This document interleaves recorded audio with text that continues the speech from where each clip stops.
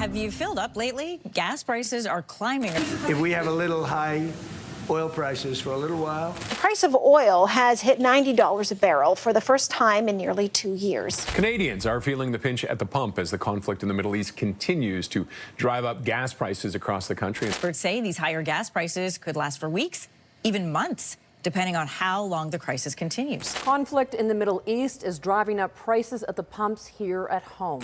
Gas prices jumped about 6 cents overnight here in Ottawa, bringing the average price in the city to around $1.52 a liter. Gas prices across parts of North America jumped suddenly overnight, and many Americans are asking a new question. Is Canada now quietly pushing fuel costs higher in the United States? Global oil prices have surged above $90 per barrel, while U.S. diesel has climbed past $4 per gallon for the first time in nearly 2 years. But the tension goes deeper than global markets. Could Canada's growing energy leverage now be influencing what Americans pay at the pump? A new wave of fuel price anxiety is spreading across the United States as global energy markets tighten. At the center of the issue is Canada, which remains the largest foreign supplier of oil to the United States. Millions of barrels of Canadian crude move south every day through pipelines connecting Alberta's oil sands to American refineries. But recently, the energy relationship between the two countries has become more complicated. Trade tensions, tariffs, and geopolitical disruptions have started to reshape how energy moves across North America. I did a quick search this morning seeing what average gas prices were in Ottawa, and I saw more around the 134, 136. So yeah, when I saw 154, I was a bit stunned. To see like gas prices in Barhaven being this expensive is kind of like I don't get it, to be honest. That makes literally no sense to me at all. At the same time, conflict in the Middle East has pushed global oil prices higher, placing additional pressure on fuel markets. And this is where the situation becomes more complicated. When global supply becomes uncertain, countries that control stable energy exports suddenly gain more influence over pricing. Recent market data shows how quickly the situation is changing. According to Reuters, U.S. diesel prices recently moved above $4 per gallon, the highest level seen in almost 2 years. The price of oil has hit $90 a barrel for the first time in nearly 2 years. Comes after Qatar's energy minister warned that he expects all oil and gas exporters in the Gulf to stop production within days. About a fifth of the world's oil supply is usually shipped through the Strait of Hormuz each day. But traffic through the narrow passage has all but halted since the war began. The conflict is causing an increase in gas prices as well. Meanwhile, global benchmark crude oil prices climbed above $90 per barrel, driven largely by instability in the Middle East and concerns about supply disruptions. Canada's role in this story is significant.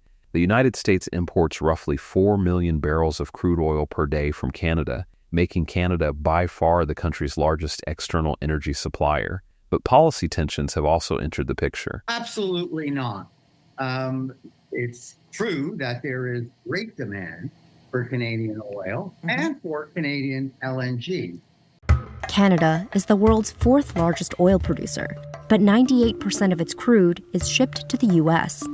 But for the first time ever, this 733-mile pipeline expansion is finally bringing Canadian oil to new buyers across the ocean. In 2025, tariffs introduced by President Donald Trump placed a 10% duty on certain Canadian energy imports. Energy analysts warned at the time that these tariffs could eventually push fuel and electricity costs higher inside the United States.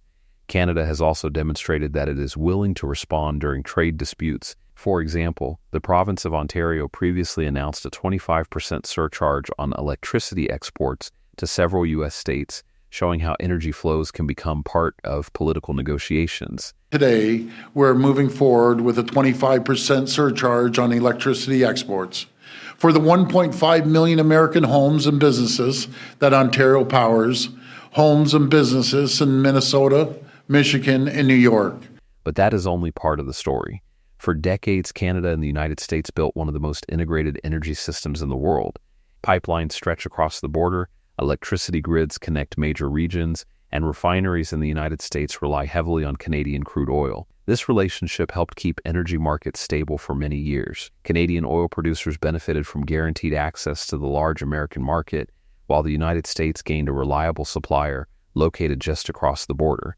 But recently, that balance has begun to shift. Canada has invested heavily in new export infrastructure designed to reach international markets. Basically changes the game for the entire industry here. But critics argue that investments into a stalling oil industry hamstring the Canadian economy. Canada's boom could also be a bust for the American refiners who have grown used to that cheap, plentiful oil.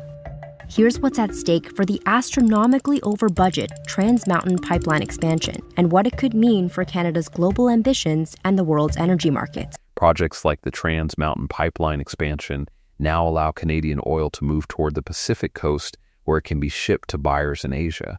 And this is where the geopolitical picture starts to change. Canada is gradually reducing its dependence on a single buyer. For most Americans, the impact of these energy shifts appears first at the gas pump. Higher crude oil prices quickly translate into higher gasoline and diesel prices, but the effect goes much further than drivers filling their cars. Transportation costs rise when fuel becomes more expensive. Trucking companies, airlines, and shipping firms all face higher operating costs. Those costs often spread through the entire economy. Farmers pay more to transport crops. Manufacturers spend more moving goods. Retailers face higher delivery expenses, and consumers ultimately pay the difference. Politically, rising fuel prices also create pressure in Washington. Energy inflation is one of the most visible economic issues for voters. When prices climb at the pump, public frustration usually follows quickly. For Canada, however, the picture can look very different. Higher oil prices increase export revenues and strengthen the value of Canadian energy resources. It's winter, cold weather. I don't want to take a chance on the car having less than a quarter of a tank, so I'll do it once, but I don't plan on using it very much in the next little while. Even with prices rising, Mason says convenience matters more than saving a few cents. Closest is more about convenience and saving myself time. So yeah, I don't worry as much about it. I don't shop around for it. But something else is happening behind the scenes. Twist, shift, 60, 80 word. The surprising reality is that Canada does not need to cut off energy supplies to influence prices. In a tight global market, even small disruptions, tariffs, policy tension, or export shifts can amplify price movements. At the same time, instability in the Middle East has made reliable suppliers outside that region far more valuable. And this means Canada's energy leverage may be rising at exactly the moment the United States can least afford another price shock. The deeper issue here is not simply 1 week of higher gasoline prices. It is the structure of North America's energy system. Despite producing large amounts of oil domestically, the United States still depends heavily on Canadian imports in certain regions, particularly in the Midwest and parts of the Gulf Coast refining network. Canadian crude oil is especially important for these refineries because it is designed to process heavier grades of oil that match Canadian supply. That means replacing Canadian imports is not always simple or immediate.